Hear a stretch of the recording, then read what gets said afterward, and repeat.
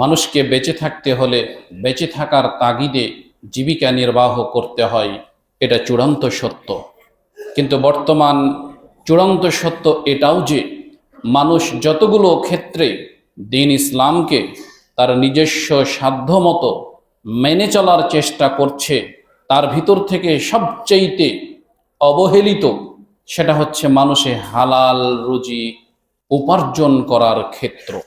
অথচ আল্লাহ সুবহানাহু ওয়া তাআলা হালাল রুজি উপার্জন করার ক্ষেত্রে মুমিনদেরকে এত সম্মান দান করেছেন, এত সম্মান দান করেছেন যে চিন্তা করলে সত্যি নিজেকে বারবার আল্লাহ সুবহানাহু ওয়া তাআলার শুকরিয়া আদায় করার প্রয়োজন বোধ বলে মনে হয়। কিন্তু এগুলো চিন্তা আমাদের কাছে আসেই না। কি কারণে আসে না?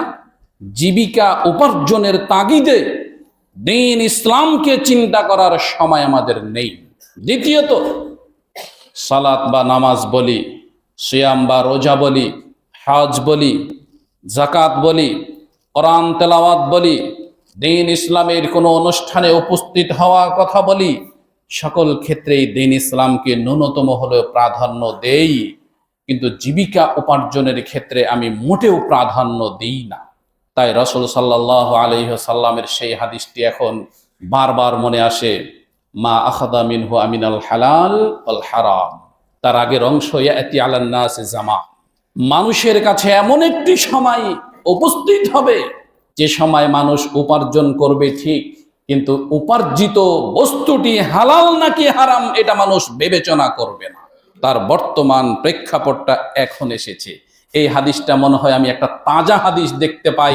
এই হাদিসের আলোকে কথাটি এখনো জিন্দা কথা।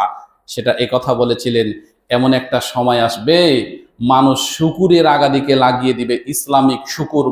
সাধারণ মানুষ মনে করবে এটাই মনে হয় হালাল। আজকে যেই কোনো জায়গাতে দেখেন ইসলাম, যেই কোনো জায়গাতে লেখা আছে ইসলাম, আর কিছু কিছু আলেম ওলামাকে দিয়ে একটা ফতোয়া বোর্ড তৈরি করে রেখেছেন, দিয়ে বলছে এটা হালাল। কেন?